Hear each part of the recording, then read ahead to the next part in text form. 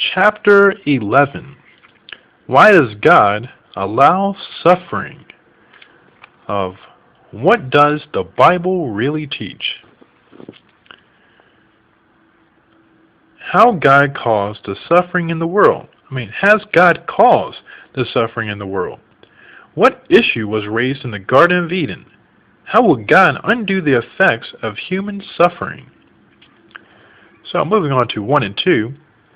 After a terrible battle in one war-torn land, the thousands of civilian women and children who had been killed were buried in a mass grave surrounded by markers. Each marker bore this inscription: why?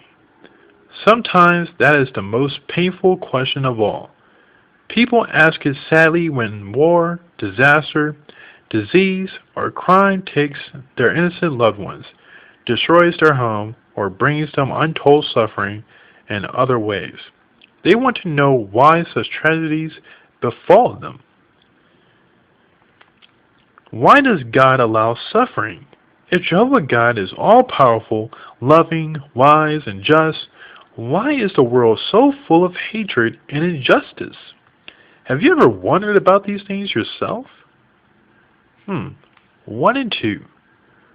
What kind of suffering do people face today? Leading many to ask, what questions? So what kind of suffering do people face today? Well, when loved ones get taken away in war or disaster or disease or crime takes them, they want to know why. Why does God allow this suffering? So, let's move on to further go into that question there, leading me to ask what questions? Why does God allow suffering? If Jehovah God is all-powerful, loving, wise, and just, why is the world so full of hatred and injustice? Those are some of the questions there. So moving on to 3 and 4. Is it wrong to ask why God allows suffering? Some worry that asking such a question means that they do not have enough faith, or that they are showing disrespect for God. When reading the Bible, however, you will find that faithful God-fearing people have similar questions. For example, the prophet Habakkuk asked Jehovah, Why is it that you make me see what is hurtful, and you keep looking upon mere trouble? And why are the spoiling and violence in front of me? And why does quarreling occur? And why is strife carried? And also 4. Did Jehovah scold the faithful prophet Habakkuk for asking such questions? No. Instead, God included Habakkuk's sincere words in the inspired Bible record. God also helped him to get a clear understanding of matters and to gain greater faith. Joel wants to do the same for you. Remember, the Bible teaches that He cares for you. God hates wickedness and the suffering it causes far more than any human does. Why then is there so much suffering in the world? So 4 and 5, 3 and 4, what shows that it is not wrong to ask why God allows suffering? Well, He didn't scold Habakkuk when Habakkuk asked, why is it that you make me see what is hurtful, and you keep looking upon mere trouble? But no, He didn't scold him. He even included his sincere words in the inspired Bible. And He also helped him to get a clear understanding of the matters. And it was also to largely benefit himself. To benefit, Habakkuk, so that his faith would increase.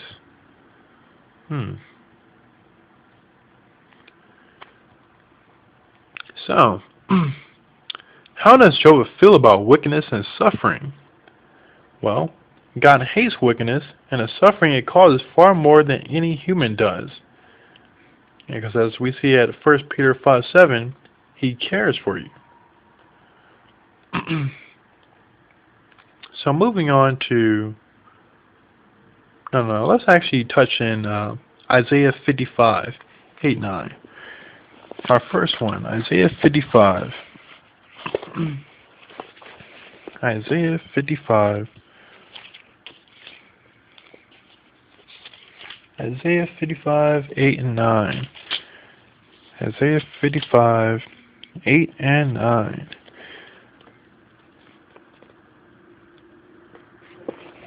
Isaiah 55, 8 and 9 reads, For the thoughts of you people are not my thoughts, nor are my ways your ways, is the utterance of Jehovah. For as the heavens are higher than the earth, so my ways are higher than your ways, and my thoughts than your thoughts. So honestly, everything about Jehovah God is a lot higher than the way we feel about things, or the way we are. How we see things really doesn't compare to how Jehovah God sees things.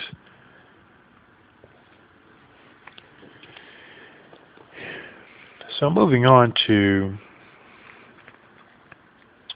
5. Why so much suffering?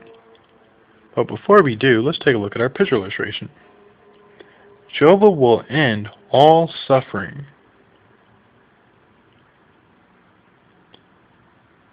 And when he does no more, will there be death or pain? And no more will this scene ever take place again. We won't be seeing that. There won't be caskets for anybody. But moving on, 5. People of various religions have gone to their religious leaders and teachers to ask why there is so much suffering. Often, the response is that suffering is God's will, and that He long ago determined everything that would ever happen, including tragic events. Many are told that God's ways are mysterious, or that He brings death upon people, even children, so that He can have them in heaven with Him. As you have learned, though, Jehovah God never causes what is bad.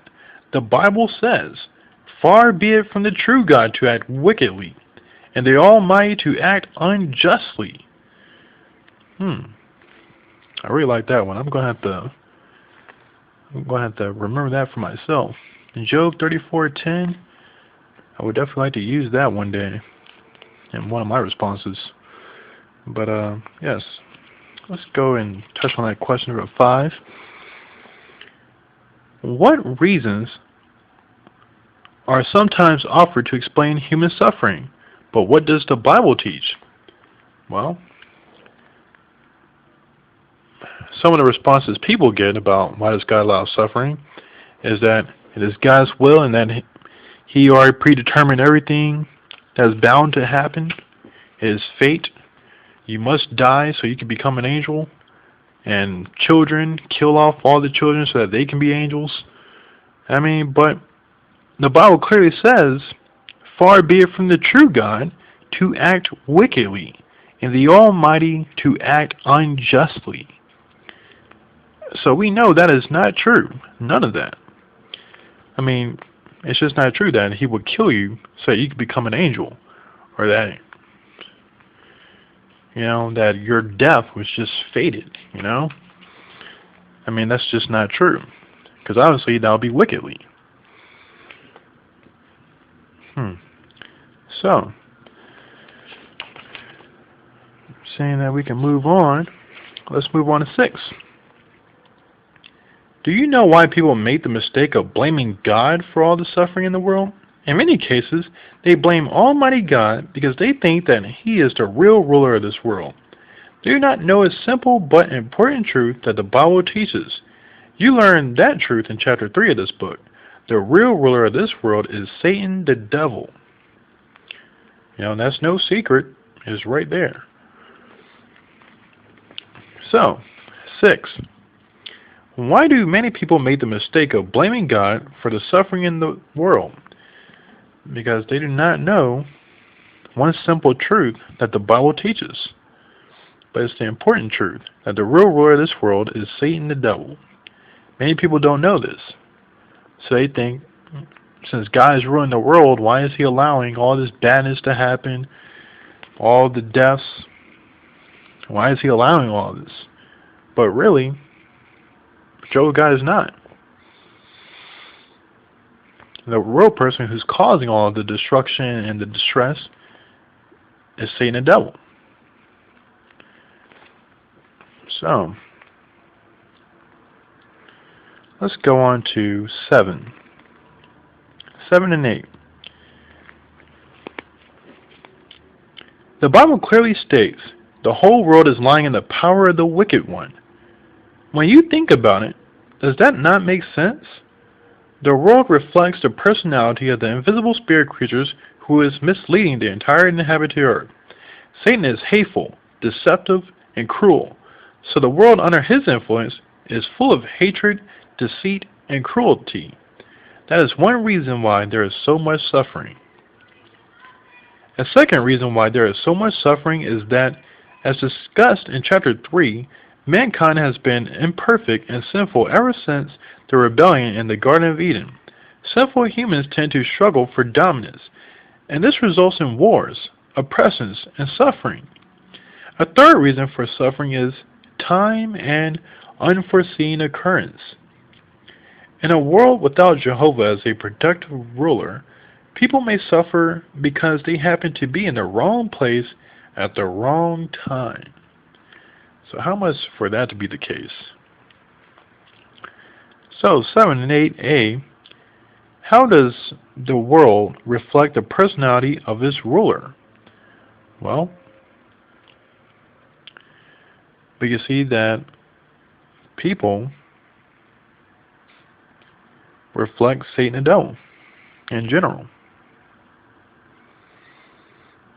Because Satan is hateful, deceptive, and cruel, so mainly the world reflects that. Hatred, deceit, and cruelty. So B, how have human imperfection in time and unforeseen occurrence contributed to suffering? Well, in a world without Jehovah as a protective ruler, many people may suffer because they happen to be in the wrong place at the wrong time, or the wrong plane at the wrong time. Sure, we can see that as an example. So, moving on to 9, it is comforting for us to know that God does not cause suffering. He is not responsible for the wars, the crimes, the oppression, or even the natural disasters that cause people to suffer. Still, we need to know, why does Jehovah allow all this suffering? If He is the Almighty, He has the power to stop it.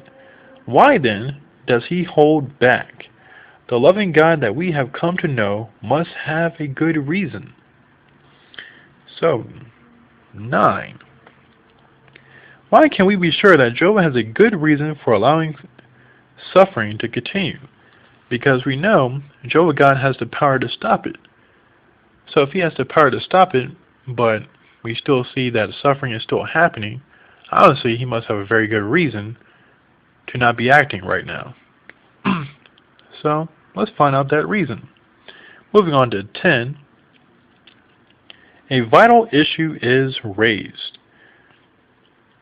To find out why God allows suffering, we need to think back to the time when suffering began, when Satan led Adam and Eve into disobeying Jehovah. An important question was raised. Satan did not call into question Jehovah's power. Even Satan knows that there is no limit to Jehovah's power. Rather, Satan questioned Jehovah's right to rule by calling God a liar who withholds good from his subjects. Satan charged that Jehovah is a bad ruler. Satan implied that mankind would be better off without God's worship. This was an attack on Jehovah's sovereignty, His right to rule. So 10. What did Satan call into question, and how? Well, Satan called into question His right to rule. And how did he do so? By calling God a liar who withholds good from His subjects. And he implied that Jehovah is a bad ruler, and he is basically saying that mankind is better off without God's rulership. But as you can look around today in this world, obviously you can see that obviously that's not true. because mankind is in all kinds of distress today, and there's wars happening on place after place. So let's go ahead and turn to Genesis 3:2-5.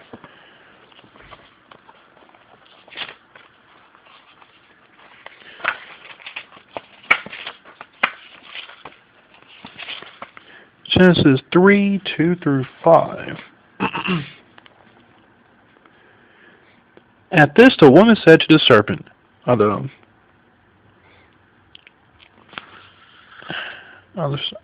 fruit of the trees of the garden we may eat, but as for eating of the fruit of the tree that is in the middle of the garden, God has said, you must not eat from it. No, you must not touch it, that you do not die. At this the serpent said to the woman, you positively will not die. For God knows that in the very day of your eating from it, your eyes are bound to be opened, and you are bound to be like God, knowing good and bad. So we're going to pause there. I'm going to make this a two-part video, because I have to pause for now. So, part 2 coming up.